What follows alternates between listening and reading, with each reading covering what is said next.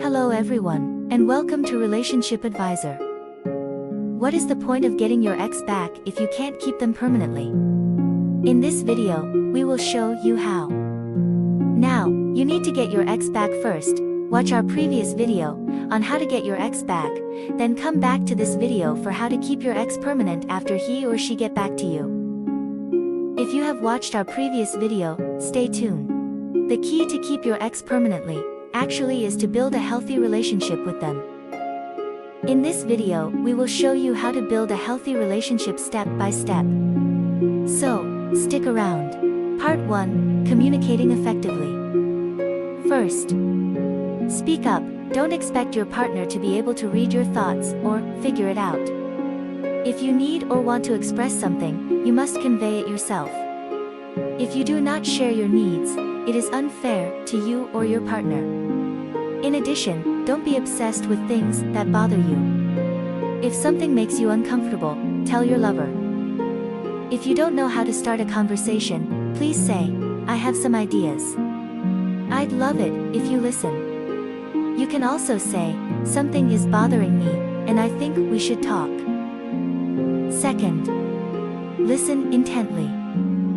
A healthy relationship includes knowing when to speak and when to listen. Don't interrupt your partner, let them finish their thoughts and feelings, thereby developing your listening skills. Really listen and don't try to find the answer while your partner is talking. Actively listen by reflecting on the content and emotions of your partner.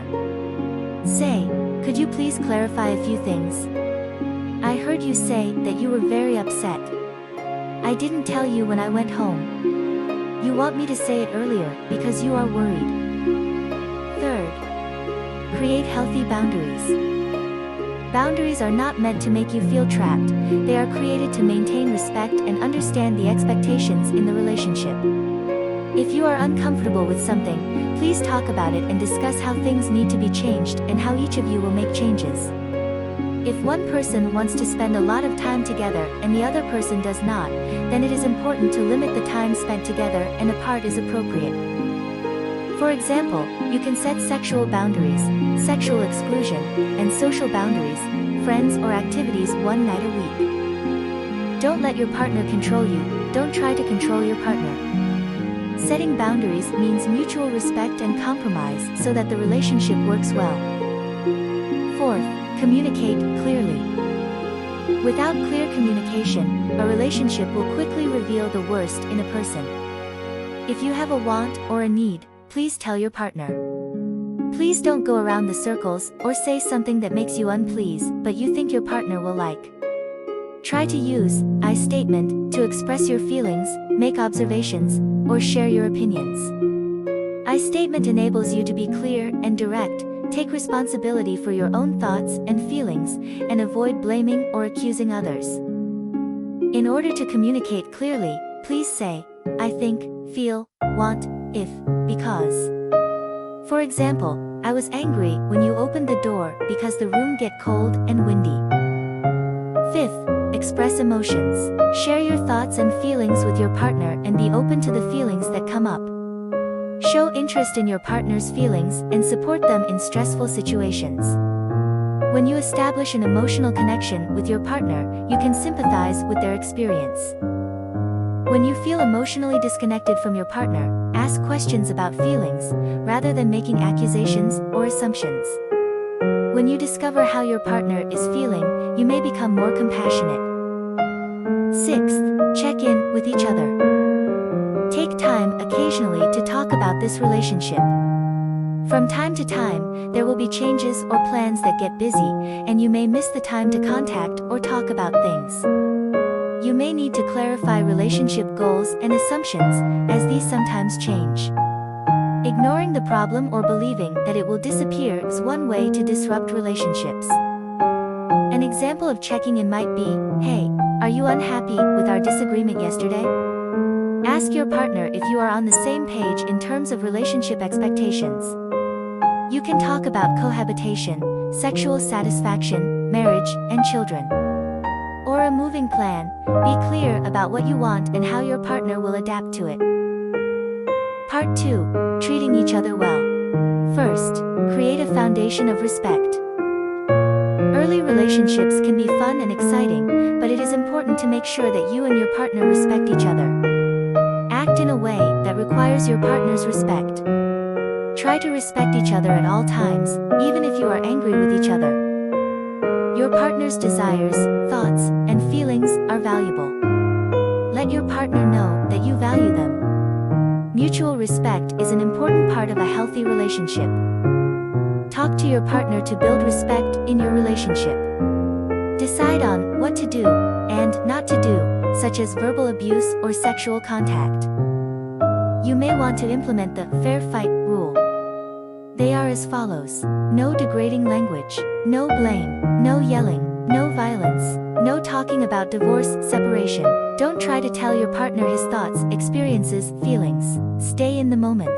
Take turns speaking. Use pause. Make them pleased. Second, appreciate each other. A healthy relationship should be one that you and your partner feel valued. Many times, relationships are built by many small things that are superimposed on each other. Find out what your partner does for you and say, "Thank you." Instead of paying attention to the mistakes your partner makes, pay attention to your partner's contribution to your life. When you notice something, please say it out loud and express your gratitude. Ask your partner how they feel to be valued. Write a note or card, or try to say, "Thank you," often. Let your partner know how much you like to be appreciated. Say, "When I see what you do for me, it means a lot to me." Third, spend quality time together. The transition from face-to-face communication to digital communication is easy. However, sometimes the meaning may be lost in the translation, or the non-verbal communication no longer exists. Spending time together can strengthen your relationship and strengthen the bond between you and your partner. Find out activities you can do together on a regular basis. It is very easy to enjoy a cup of coffee together in the morning or read together in the evening. Trying new things together is a fun and exciting experience to spend time together. You don't have to do anything crazy. Even dining in a new restaurant or trying new dishes is a fun experience. Fourth, give each other space. No one can accomplish everything and every role for another person. Give your partner time to spend time with friends and family and pursue hobbies. It is important that everyone has their own friends and activities that they can enjoy themselves. Although you may want to spend every moment together at the beginning of the relationship, you respect each other enough to separate the time, knowing that the separation does not have any negative impact on the relationship. Support your partner to cultivate friendships. Avoid giving up your friends or forcing your partner to give up friends. It is important to have friends and the emotional support they provide. Also, don't let your partner decide whether you can see your family. Fifth, expect changes. Know that your relationship may change. Allow yourself, your partner, and the relationship itself to grow. Realizing that the changes in your relationship are new opportunities for growth. Change is inevitable, so embrace change and accept that the relationship will adjust. When changes occur, take a deep breath and deal with them one by one. Part 3. Improving an unhealthy relationship. First, see a therapist. If you fall into unhealthy patterns and want to improve them, ask your partner to see a therapist together. The therapist can help you break unhealthy patterns that you may feel trapped in. For example, it can also help avoid moodiness, change behavior, and change your perception of relationships. Seeing a therapist does not mean that your relationship is doomed to fail, it means that you are ready to work together to improve it. Second, let go of interdependency. Dysfunctional behaviors in interdependent relationships may manifest as irresponsibility, immaturity, addiction, or poor health that one person supports or contributes to another. When you are the enabler, you will feel guilty if you don't help, even if you know it will hurt your partner in the long run. Interdependence is often rooted in childhood and may be accompanied by feelings of depression, not talking when you need to remain silent to avoid quarreling, and the inability to say no. You and your partner can isolate from others and have no friends outside of your relationship. Understand interdependence and take some time to recognize your, or your partner, self-destructive behavior. You may wish to work with a one-on-one or couples therapist. Third, respect your partner's privacy. Being in love doesn't mean you have to be together or share everything all the time. Respect your partner's needs for privacy and space. When jealousy does appear, remember that jealousy is what you feel and may not be directly related to your partner's behavior. Do not ask for the social media account or email password. Respect your partner's privacy and be prepared to trust your partner. It is not healthy for you or your partner to continue to monitor each other's behavior. This may stem from jealousy or control, which is not a healthy part of relationship building. Fourth, note warning signs of abuse. Respect and equality are keys factor to any relationship, not power and control. Certain behaviors usually be ignored at first. It is important to be respectful in a relationship. If you are not, your partner will likely withdraw from the relationship because it makes them feel hurt.